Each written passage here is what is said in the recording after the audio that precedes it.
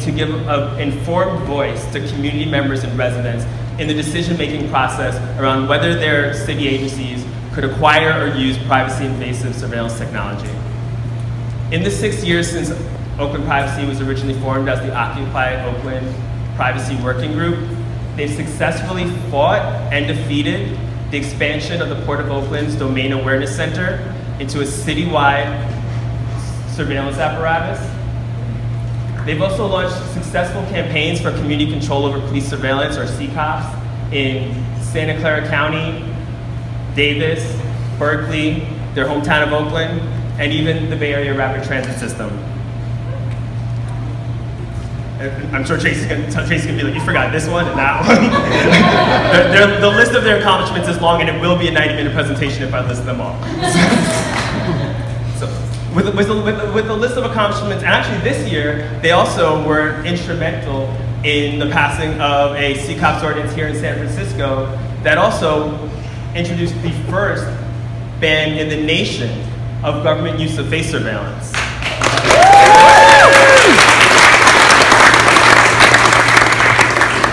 With the list of accomplishments that long, most volunteer community-led organizations might be tempted to rest on their laurels, and they would have every reason to be proud of what they'd accomplished. But in the months since then, Oakland Privacy has already successfully led a campaign resulting in a unanimous city council vote for a face surveillance ban in Oakland, and are already working on one in neighboring Berkeley as well.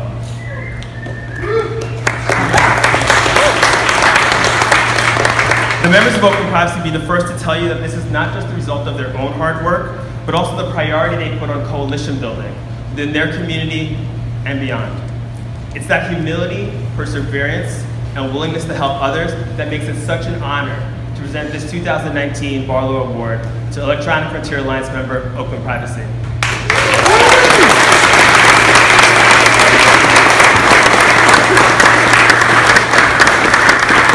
First up to accept the award on behalf of Oakland Privacy is Mike Katz-Lacabe.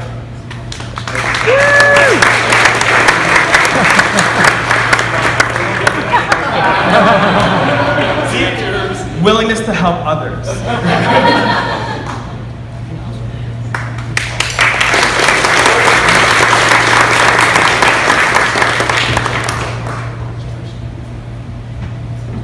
So I first have to confess that I'm not just a member of the EFF, I'm also a client. Thank you to Mitch Stoltz and your team for making sure that public records that I unearthed remain available on the internet for others to see.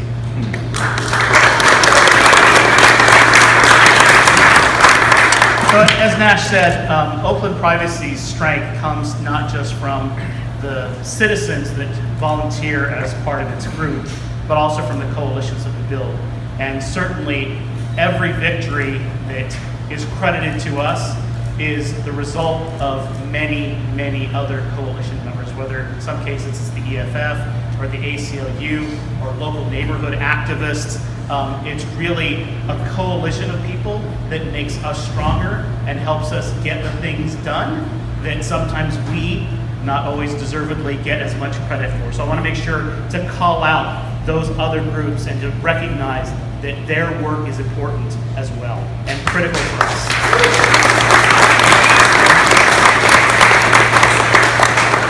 So my work for Oakland Privacy comes from the belief that only from transparency can you have oversight, and from oversight derives accountability. So many examples of technology that have been acquired and used by law enforcement agencies in the Bay Area were never known about by the city councils that oversaw those police agencies. In the city of Oakland, it was 7 years after the city of Oakland acquired the Stingray cell site simulator that the city of Oakland and the city council became aware of the use of that device by the police. In my city, I live in San Leandro, it was 5 years before the city council became aware of our city's use of license plate readers. And a very notorious photo of me getting out of my car that was taken by a passing license plate reader got published on the internet. We do our best work when working together, that's been said. Let me give you, speaking of stories, I'll take off from Adam's talk here. For example, recently journalist Carolyn Haskins obtained a bunch of documents pertaining to Ring, the Ring doorbell, and its relationship with police departments. A post about a party that Ring held at the International Association of Chiefs of Police meeting with basketball player Shaquille O'Neal, where each attendee got 5 free Ring doorbells. That was highlighted by EFF Senior Investigative Researcher Dave Moss. We as Oakland Privacy, we then found a social media post by the police chief of Dunwoody, Georgia, saying, "Hey, look at this great party with Ring and there's Shaq." Dave then went and took that information, went back and looked at Dunwoody and found that subsequently, a few months later, Dunwoody was proud to announce the first law enforcement partnership with Ring in the state of Georgia. What a coincidence. Oftentimes, it's these coalitions working together that result in prying public records free and then establishing the context around them. The work we do involves very, very exciting things. Public records requests. Lobbying of public officials and meeting with public officials. Speaking at city council meetings and board of supervisor meetings. We're talking, this is primo excitement. So as was mentioned, our work with Oakland Privacy was helpful in getting the first Privacy Advisory Commission, an actual City of Oakland commission going within the City of Oakland. It's this organization led by Chair Brian Hofer that passes policies regarding surveillance technologies, and not only passes the policies, but actually digs down and finds out what surveillance technologies the City of Oakland has. It has been a model for cities and counties, and we're proud that our work will continue there, in addition to working on many other issues surrounding surveillance. In fact, I would be very happy to tell you that we've had, just recently, the California Assembly and the Senate passed a ban on the use of face surveillance on body-worn cameras. Again, our work with coalitions there makes the difference. And now I would like to introduce another member of Oakland Privacy, Tracy Rosenberg.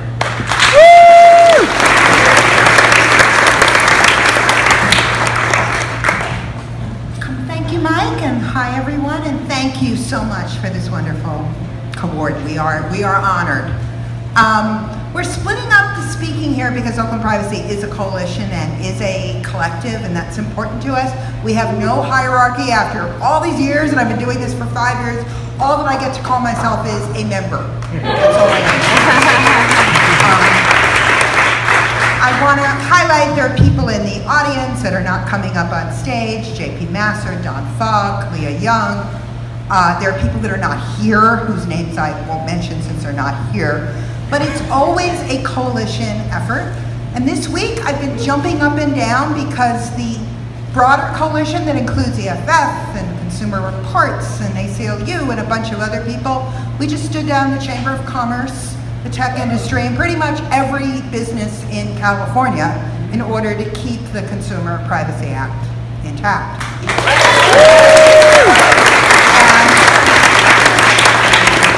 And there were 6 people on a whole bunch of conference calls. You don't want to know how many, and somehow we actually did it. It's official as of today. There is power in coalition work. I'm incredibly grateful to Oakland Privacy because I was incredibly upset about the approaching surveillance state, and I didn't know what to do. And in the end, in 2013, Oakland Privacy showed me what I could do, and I will never be able to repay the group for that. I was thinking back to our first surveillance transparency ordinance in Santa Clara. EFF actually came down and they took a picture of me speaking at that meeting and put it on their blog, and I thought, I wish I could put into words what lay behind that picture, which was 11 stinking months of going down to Santa Clara and sitting in that room with the goddamn Finance and Governmental Operations Committee where they were trying to bury our ordinance because, let's face it, the powers that be don't want transparency. And every month, standing there and saying, I'm not going to let you do that. I'm just not. We succeeded. It became law, I think it was June 7th, 2016, which doesn't feel like that long ago, and now there are 12.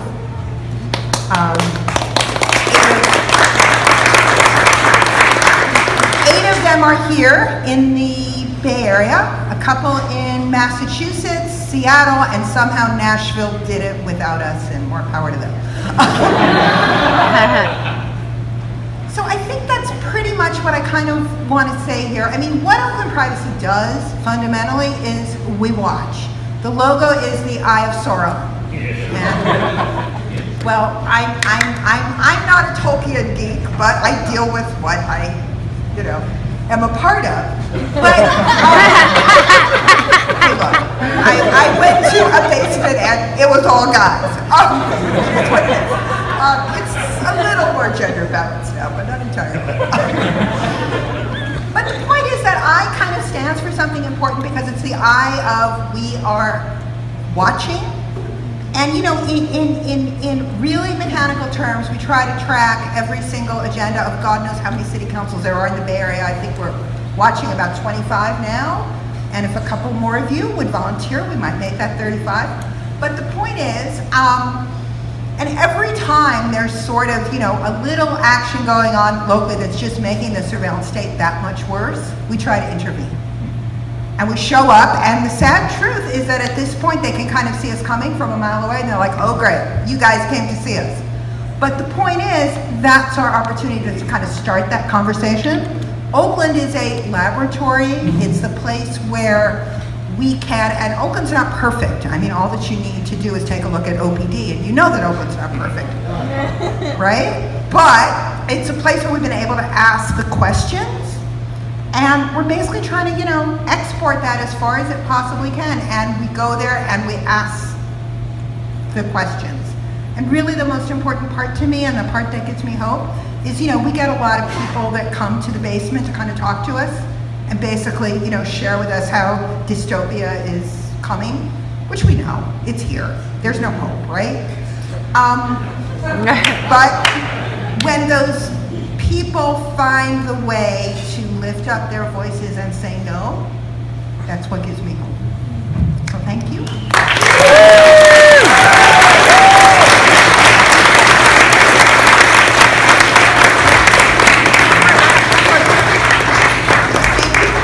And Brian Hofer is also going to make your final set of comments. Thank you.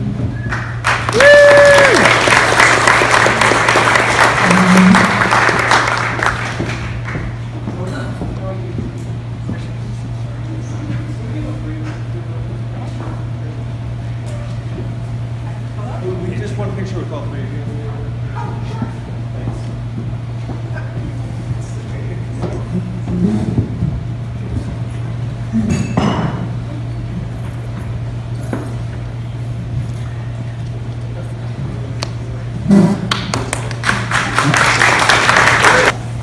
My name is Brian Hofer. I recently left Oakland Privacy. I founded Secure Justice. Was a handful of our coalition partners that some of are in this room tonight, and we're going to continue carrying on the fight against surveillance, just like Oakland Privacy. I also have the privilege of chairing the City of Oakland's commission, as you heard earlier, and it's an honor and a privilege to be recognized by EFF for the same reasons that my former colleagues have been saying, because you've been standing next to us in the trenches. You've seen us at the meetings lobby, joined in the long hours waiting in city council meetings late at night just for that 2-minute opportunity that Nash is now an expert at. You know how much labor goes into these efforts. And so I really want to thank you for standing next to us. This past has been pretty unexpected for me. I quit a litigation job, was unemployed, and I read this East Bay Express article by Darwin Von Graham and Holly Winston based on public record requests that Oakland Privacy members had founded. And there's a little sidebar in that journal that the very next day is this fate, I guess, that this upstart group, Oakland Privacy, was meeting and that I could attend it. It's even more strange to me that I stayed a 2-hour discussion about papier-mâché street puppets. The people asking me if I was a cop when I walked in. Nobody wanted to sit next to me. So when I finally spoke up and asked how many city council members they spoke to, the room got quiet. So that became my job because I was the one guy in the suit.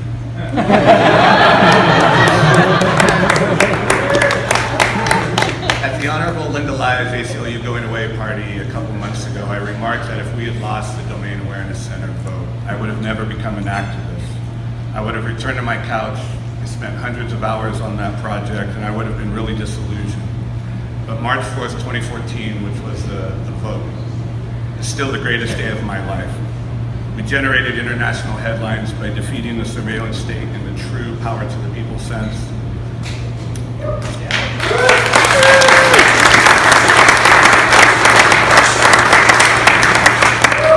And it's quite a contrast the following morning on the Oakland privacy list when the naysayers thought the world had ended in calamity. Little did they know that with the formation of the Ad Hoc Privacy Commission, we were about to change the conversation around surveillance and community control. EFF is directly responsible for helping us form that Privacy Commission in Oakland, and so it's my turn to congratulate you. Matt Cagle of the ACLU, Dia Kayali, and myself were sitting around trying to figure out how to make it a permanent thing. And we noticed that another piece of technology was on the agenda. We didn't have any mandate or authority to write a privacy policy for it. Dia co-signed a letter with me asking that we be given that task. It worked, and that established the Privacy Commission as a policy writing instrument that remains today. As our colleagues were saying, that's been the launching pad for a lot of this legislative success around the greater Bay Area. It's the first of many dominoes to fall. I want to close with a challenge to EFF, and not your staff. Like any nonprofit, they're overworked and underpaid, because I'm sending them work and I don't pay for it. I'm supposed to insert an Adam Schwartz joke there. I believe that we're in a fight for the very fabric of this nation. Trump, people think he's a buffoon. He's very effective at destroying our civic institutions. The silent majority is silent, secure in their privilege, or too afraid or unaware how to combat what's going on. So I'm going to tell you a dirty secret about Oakland privacy. We're not smarter than anyone else. We had no independently wealthy people. We had no connections. We didn't get a seat at the table via nepotism or big donations. We had no funding for the tens of thousands of volunteer hours spent advocating for human rights. And yet, as you heard from the previous speakers, the formula of watching agendas, which anyone with an internet connection can do in their pajamas, submitting public record requests, which anyone can do in their pajamas, and showing up relentlessly, which in Berkeley and Oakland you can do.